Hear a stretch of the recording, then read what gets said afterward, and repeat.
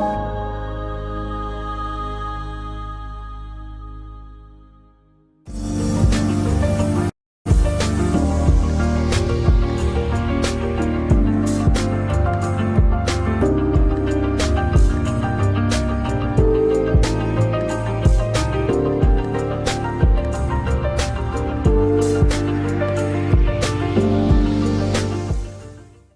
hello, everybody.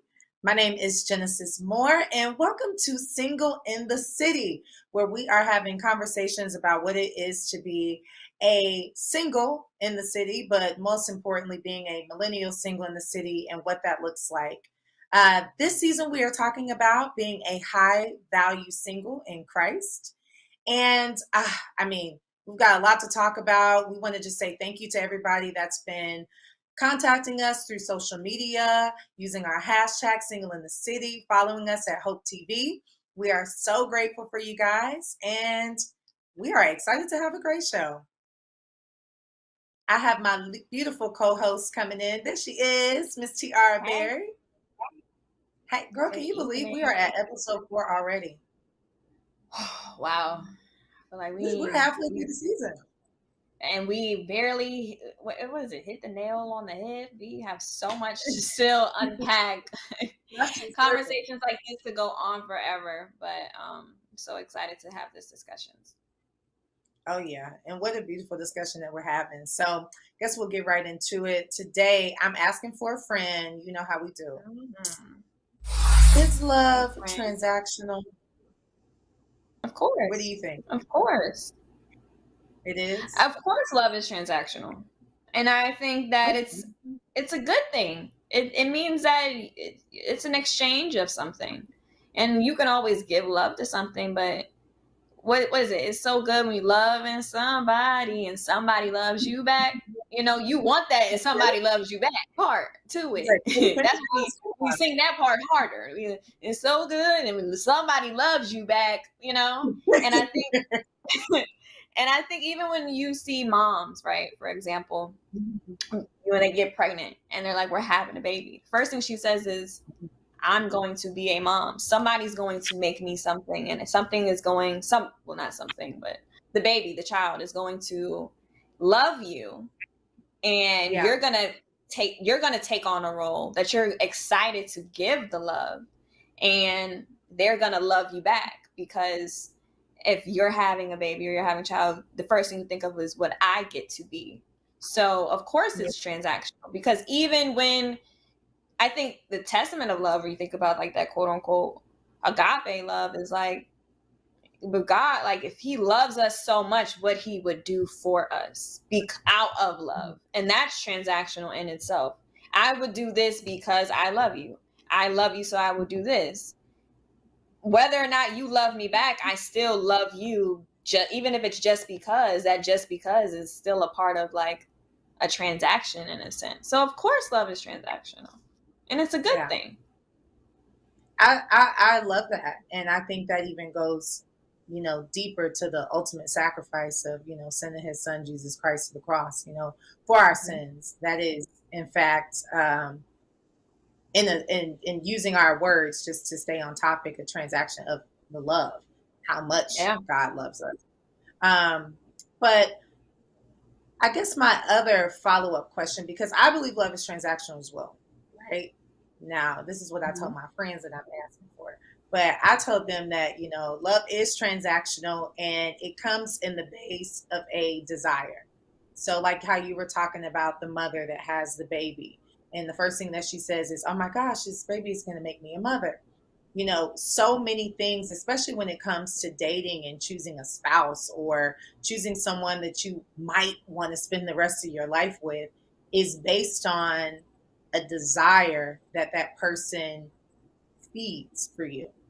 Like you're desired in so many different ways. So then that kind of leads me to, if love is based in a desire and the things that we need, is that why you think sometimes people say like, the love changed? Or do you think that people change, their desires change, that in turn makes love change? Yeah. people's desires definitely, definitely change. Like somebody could you could love, a lot of people love their children and not even want to be a parent. That's why you could have a mom who really, really loves you, but they at grandma's house because they don't love being a mother. They just love the child that they made. And that's a part of their own things that they deal with. Is nothing that the child did. So in a relationship, there's nothing you could do to make a man. He could still love you, have love for you. But to an extent, I think sacrificial love is what a person is willing to sacrifice or give up out of love. And that's what we see with Jesus going to die on the cross. That was love. Like, oh, this is real love. Because I know he didn't wake up like, I can't wait to do this today. So it's the things that you would do. And it's not even necessarily, I don't want to use the word selfish because I feel like selfish can be good in a lot of ways. I don't want to say like, oh, he's being selfish or she's being selfish, but what they're willing to do and not to do to see you happy could change over time. And I think that they might have love, but their capacity to love you and the way that you desire to be loved can change. Okay. So in your definition, what is love? I feel like we just opened up the miseducation of Lauryn Hill. Remember when kids was in a classroom, he was like, "What's love?" I think love is all. I think it's all a feeling. I feel like it's so beautiful and it's also so painful and it's also so indescribable that putting it into words, at least in the English language, because if y'all know anything about the African diaspora, I feel like sometimes the English language is not the language that I feel like I need to be expressing myself with, but it's all I know.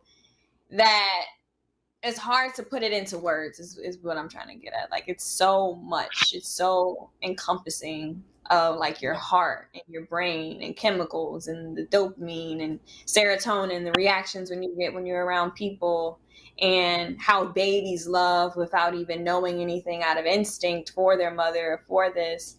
And how long lasting love is. Even you talk about children, but even as we pass on, how we still love people who go on and pass away, and how we feel like they love us or how God loves us. All we know is how to use love as a verb, but it's so hard to describe what that verb actually means because it's so many different forms and shapes and types. And I think that's what makes love so special, because it's the one word we can't define. I would agree with that. And I think love is something where it's so full of so many different words. When I think of love, I think of, charity. I think of patience. I think of kindness, generosity. I think of, loyalty. Loyalty is huge for me too. So all of those things are ways to show love. But as I'm kind of on this life journey, I'm starting to feel as if love, in a sense, is a state of being. Mm-hmm. And a state of being that you have to have within yourself. Like a state of being, like a vibration that you have to be on. A spiritual wavelength that you have to be on. Yes, the frequency of love. And in that, as you become love, as you harbor love in your heart, you can express it better. And expressing it attracts love. But that comes from healing. That comes from, getting to know yourself. And not just through like the labels of like, person, everybody's got like a personality test or, all these different things we call ourselves, that, oh, I define myself as this. And even now it's so many gender and, sex and all types of things on how people define themselves. But I just look at it as a state of being. And when you're in that frequency, how it is so much easier to attract a person that is kind of on that. But I look at love as more of a thing where it's a self thing. How we were talking earlier about being selfish. Like Mm-hmm. really being a person of love is like you have to have so much of it for yourself. You can do acts that, make people feel like you love them. But true love is really in yourself. It's in like what you think when you think of your creator, and how you live your life, I think is Right. the best definition of love. And all of that, it's just like, the cup running over. Like everyone else just gets to feel that because it's a part of who Mm-hmm. you are. So Mm-hmm. that's something that I'm starting to really see and understand as, life kind of goes on, and that it can take many shapes and forms. And Yeah. it can in the form of desires, like today I might want ice cream, and somebody gives me ice cream that makes me feel like they love me, if they took Yeah. time to get to know that. But tomorrow I might want chocolate, you know? Mm-hmm. Um, so I I think, think. Oh, sorry. yeah, keep going. I was just going to say the desires that it feels different desires, which we sometimes romanticize as true Right. love.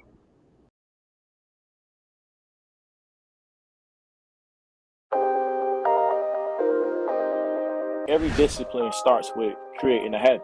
Find a plan that works for you. I know you can put a reminder in your phone, call so and so in 30 days.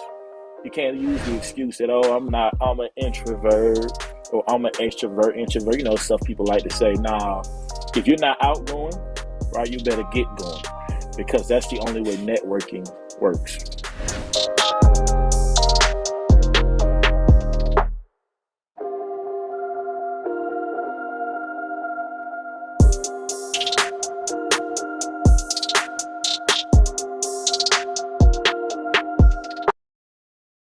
Hey Bobo, do trees tell each other stories? I'm sorry. I'm afraid I don't know that. Hey, why don't we go find out? Listen. Do clouds take naps? I couldn't tell you. Dad, do stars visit their friends? Look.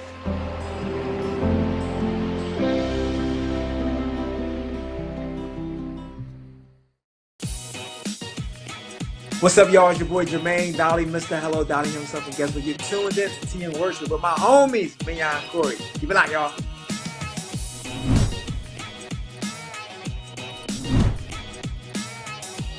Hey y'all, it's Candy West, and you're watching Tea and Worship with Mignon and Corey.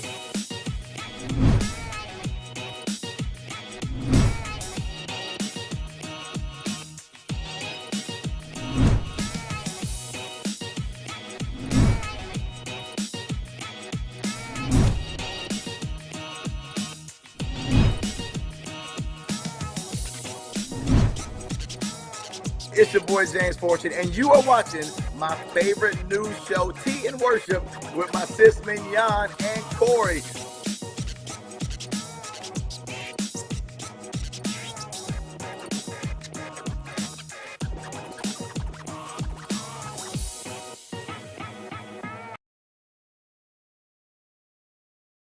I think with love, it's so easy for us to, and maybe because we're pessimistic by nature, I don't know, but it's so easy for us to know what love is not. Yeah. Like we know what love isn't. I can't tell you what love is, but I know love isn't when he ain't called or when he ain't show up or when I want to go out to eat and he ain't want to go out. Like we know what love is not. And and I think that sometimes helps us understand what love is, because if you become the type of person that is grateful when people do things for you, because you know that like certain people wouldn't or didn't show up, when those people show up, it shows like, oh, like this is love. This is what love is, And I think a lot of times when we think about a lot of the stories in the Bible or what even happened or why did Adam and Eve eat the fruit or all of this, I think a recurring story is all about like, you can mess up, and because you messed up, I can now show you grace. I can now show you love. I can give you this. I can pour out something to you that I think God would not have had to do. He would not have to showcase love in that form, in the form of grace. And I feel like when you think about the goodness, and we go to church and we praise and we worship and we remember how he's been there, how he showed up in situations. And I think it's because we have an understanding of what love isn't, or how we felt without that. And I think the pouring of love is only understood when we have something to compare it to. So it's like we know what a good person is to us because we know what a bad person is to us. That's the knowledge of good and evil. You can only know something's good if you know what evil is.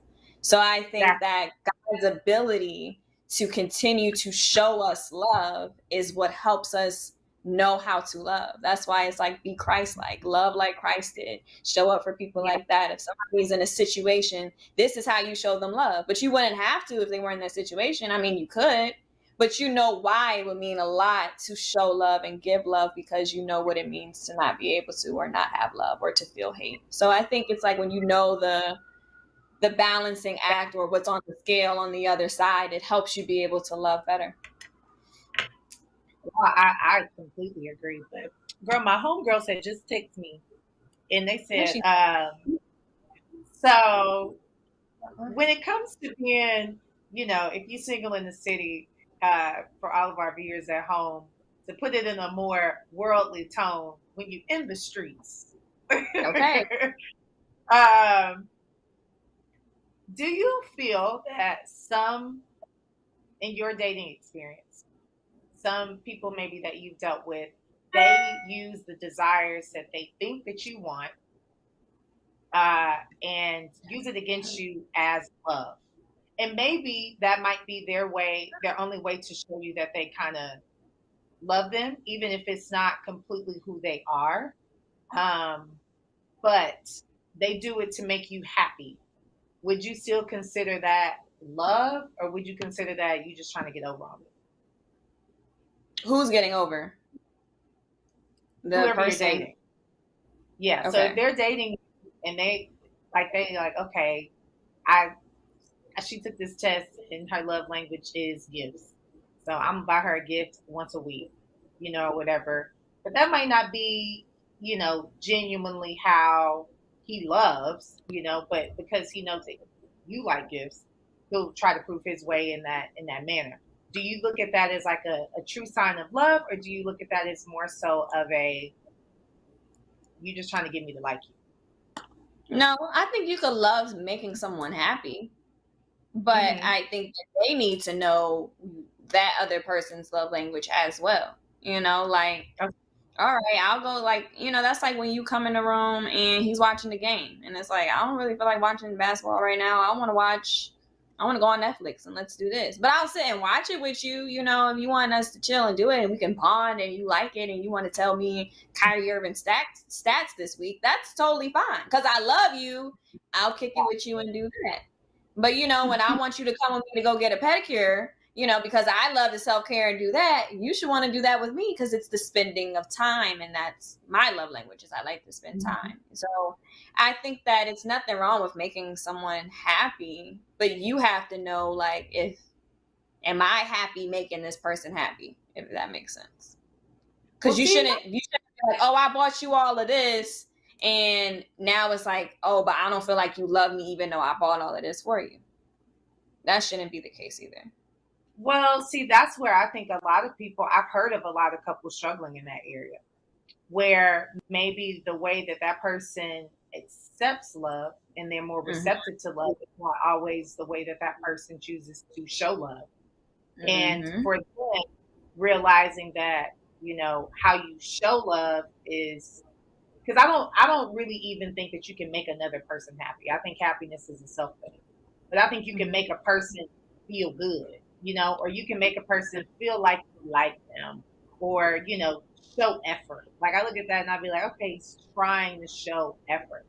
But in that same situation, when it comes to how you love and how that other person receives love and vice versa,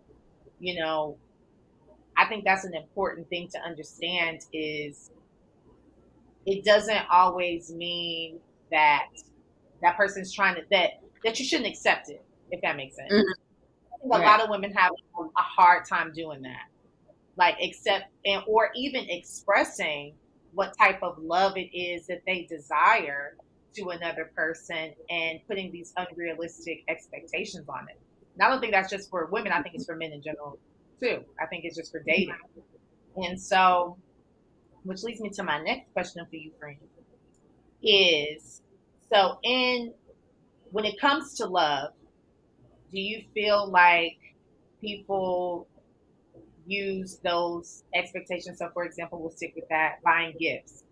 And if that person does that, they're consistent at it, they do that, and they've kind of built that as the expectation. Do you feel that certain expectations quantify as love? Like, so you expect that person to continue to do it throughout your life, throughout your marriage, and all that stuff. But what else is there that kind of solidifies it and taking it from, an act to it actually being a feeling of love? Like, what does that look like for you?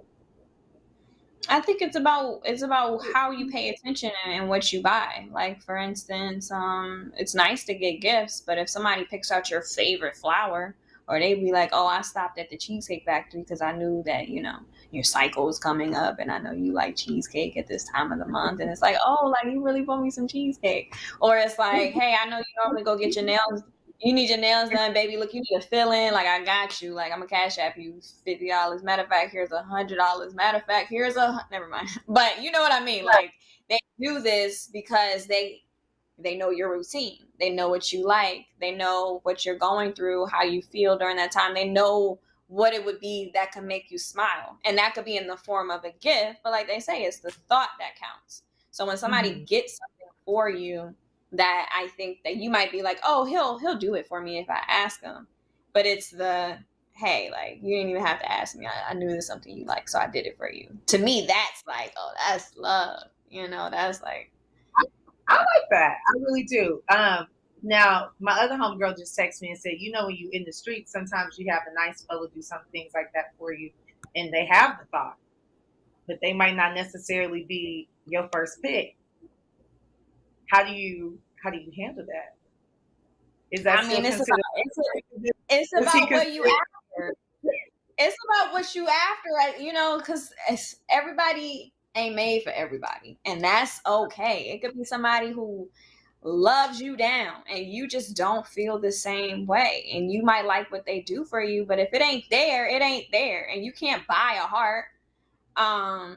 And so I think as long as you're transparent about the fact that I appreciate everything you do for me, but don't think that just because you did this, I'm obligated to look, act, and feel and treat you, like I'm your girl, then that's the part for your friend. Like, be truthful, be honest. If you still want to get what you get out of him, don't play yourself and say too much.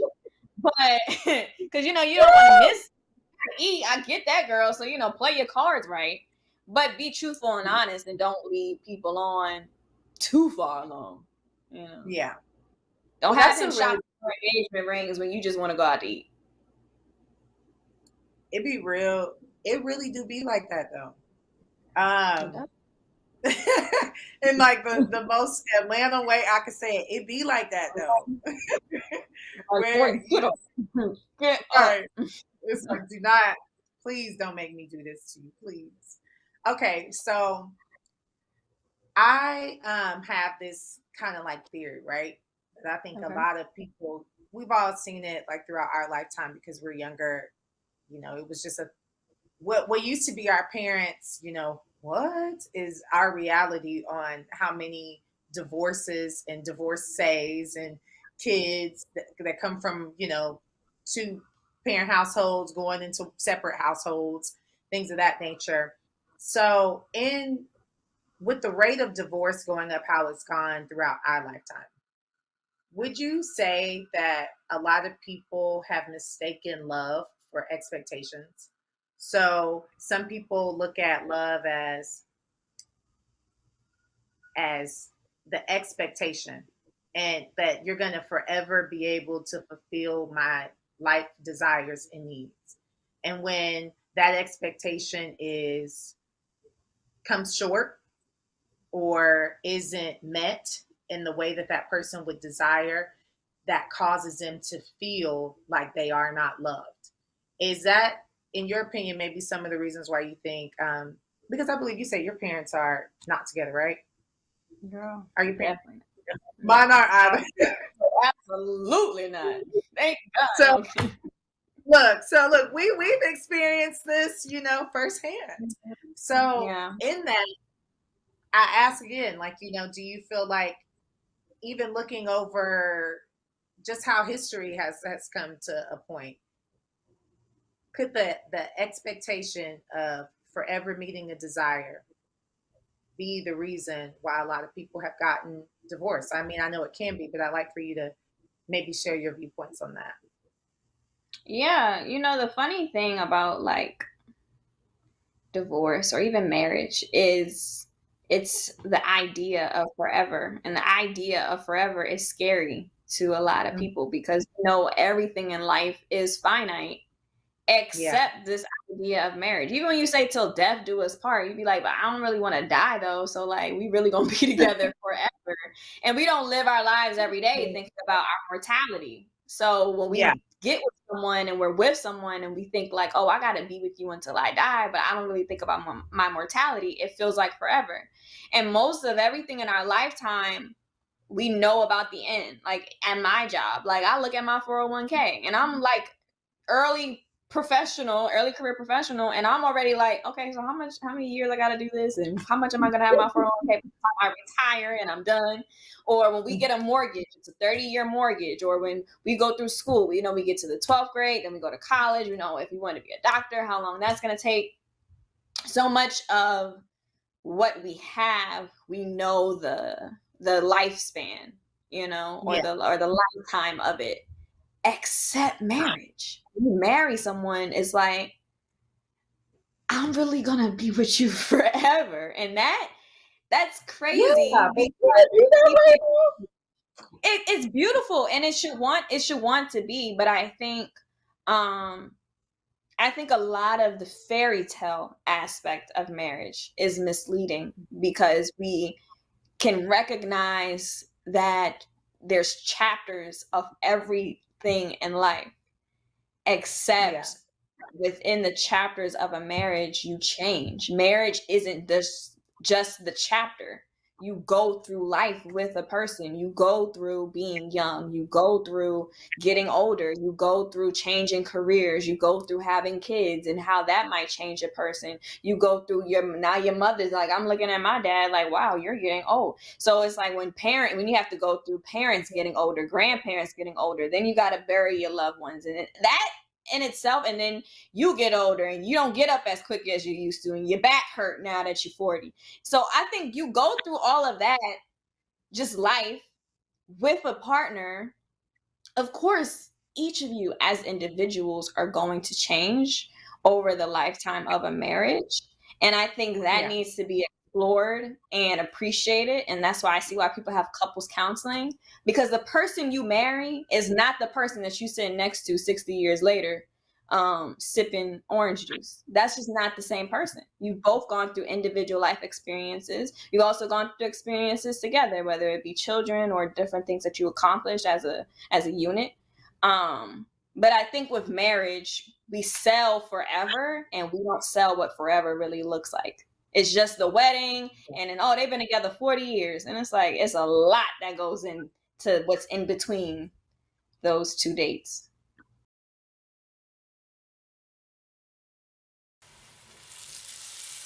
Today, we're going to be making some southern fried okra. I know you guys probably saying, ooh, I don't like okra, it's too slimy or whatever. But I'm going to tell you, the way we're going to deep fry this thing, you're not going to taste any slime. Let's go.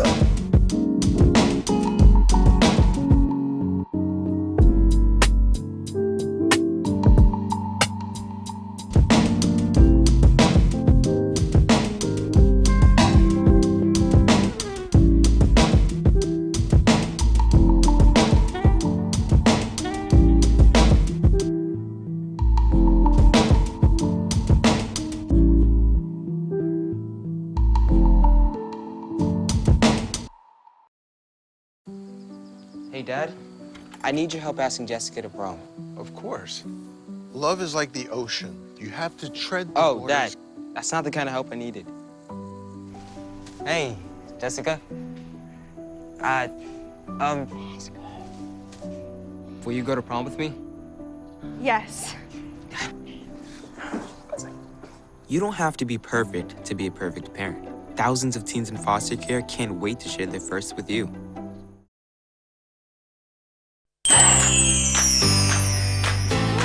We are still talking all about the season of fall.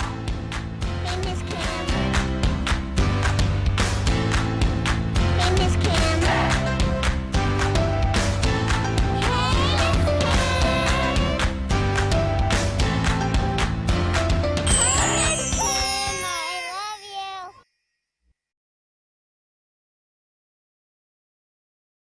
And I think with a lot of people, sometimes the expectation, even when we talk about what is love, it's like love does have an expectation attached to it. Of course, when you're talking about marriage, that's like a huge commitment that you walk into with someone, and the commitment is supposed to be forever.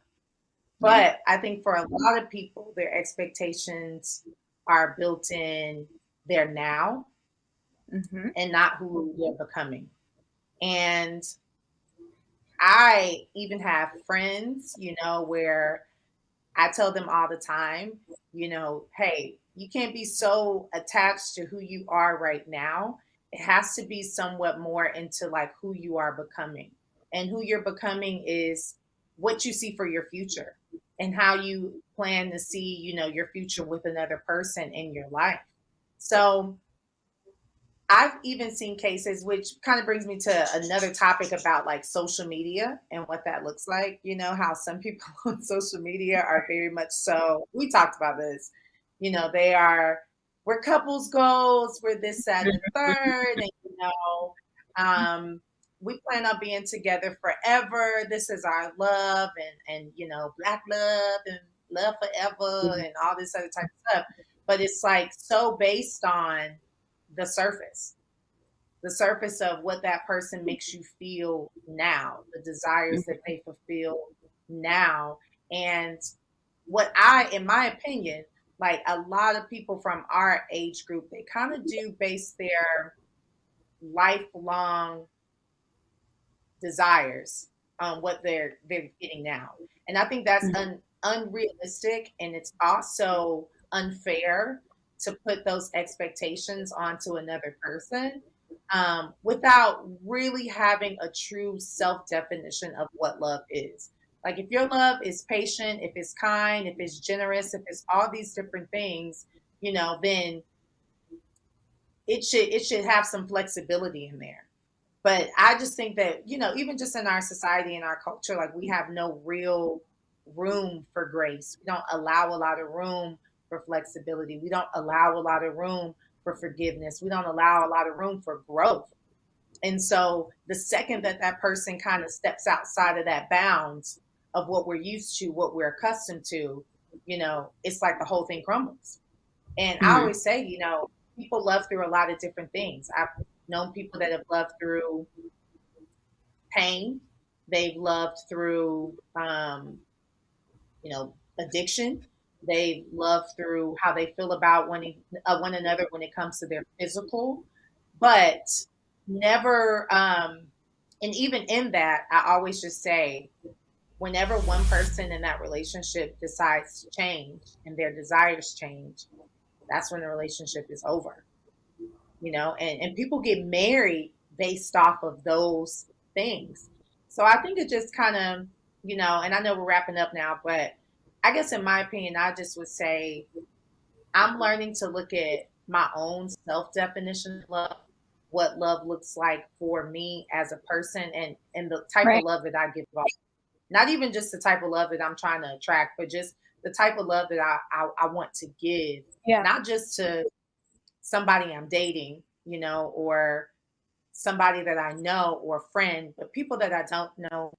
I think that is a part of being a Christian as well, is giving that love off to strangers and homeless people and people that you might feel like are less fortunate than you, but it should be a standard of love, that we define within ourselves that we give off.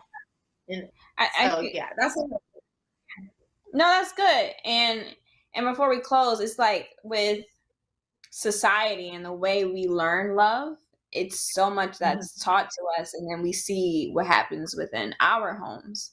And I think a reason why divorce is so high now is another thing with society. I mean, now it's like, did y'all even get married? Or like something, it's like, what marriage? Like, we was just living together for 12 years. We ain't never married. And it's like, oh, y'all are like wifey this, hubby that, but y'all ain't even, okay.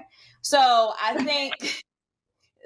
think when it comes to people being together and you're like, they were married, and the reason why they left is societal, because when my parents, were getting a divorce, I feel like a lot of times my mom's whole thing was like, well, I had you, so, we wanted to make it work for the kids. And now, some people be like, no, I ain't think about them kids. Like, I'm gonna go off and do my own thing. And look, babies, this your new daddy. So now it's like, here your new daddy say, and they really be on that type of time, forget the marriage, this your new daddy. And like, I'm like, whoa. Yeah.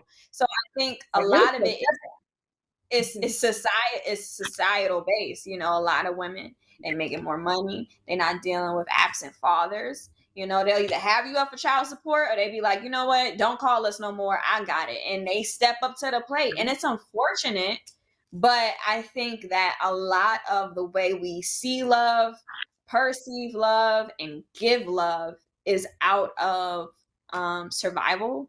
It's out of feeling like we got to do what we got to do. And I feel like that kind of breakdown of, we can go into like the Black family and what that looks like for a 2-parent household. That's another story for a different day. But I think the overall breakdown of marriage has to do with the way we perceive what marriage is supposed to look like.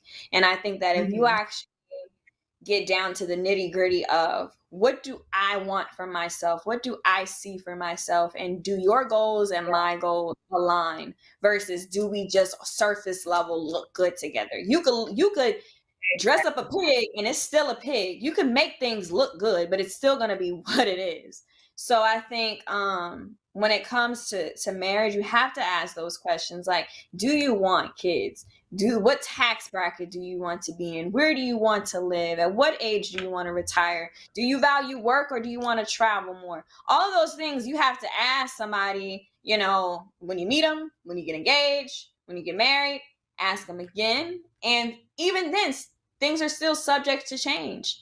But I think we have to think about the long term again. Like, this is forever. It's not like when this ends, it ends. But I feel like because of what we've seen so much go through in terms of like trauma, just in terms of what marriage has been like in our community specifically, people are more willing to choose themselves over making something work.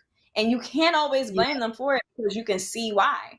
And I can see why when I think about marriage. I'm like, well, I mean, I would love my husband, but if it got that bad and I'm depressed and I don't want to be there, or vows were broken and things happen, like, I'm going to go on and do what makes me happy. And it's sad, but that's just based off of what I encountered and deal with. And it might be some other person that's like, no, you're supposed to stick it out and ride it out because to death do you part. You said this in front of God. And it's just experiences changes people's points of view and what they feel like their threshold is. And love is supposed to be continuously painful. You might go through things with somebody, but your life ain't supposed to be you always going through something. If you always going through something with the same person, something has to change. It might not even have to result in divorce, but something itself has to change because you can't live miserable. So I said all that. No, I was saying, I think you said it where you were like, do the definitions of how you value the love within yourself and how that person values love within themselves. Do they align? And that's a core value. That's a person at their core, not their mask, not who they pretend to be. So, and normally, even statistically speaking, the core of a person doesn't really change that much over time. They might go through things in different situations, but the core of how they, perceive love by the time, they're ready to marry, hopefully. And, how what you say is your definition of love, if they're in alignment, that in theory should be a great baseline for a good partnership. Exactly.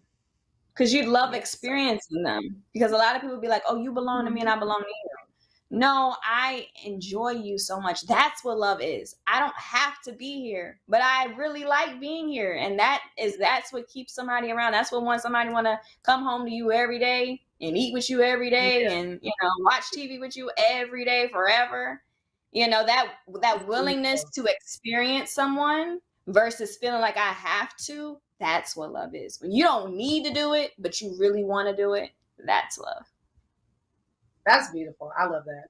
Well, we've used up all our time, so that was a beautiful conversation. Right, in the meantime, we single in the city, so hit us up. You try to figure it out, everybody. So thank you guys so much for tuning in again to episode 4 of Single in the City. I'm Genesis Moore, and this is my lovely co-host. Yes, ma'am. And we want to thank you guys for participating. Please go online, follow us at Hope TV. Also, make sure that you are using the hashtag Single in the City with all of your questions, things that you might want to hear us talk about in the next couple weeks. Any comments that you may have on things that we've already talked about, we want to hear from you guys. We're just so happy that you're here. And also, we want to see what are your life experiences and what do you think love is. So we'll talk to you guys soon. Have a great night. Have a good night.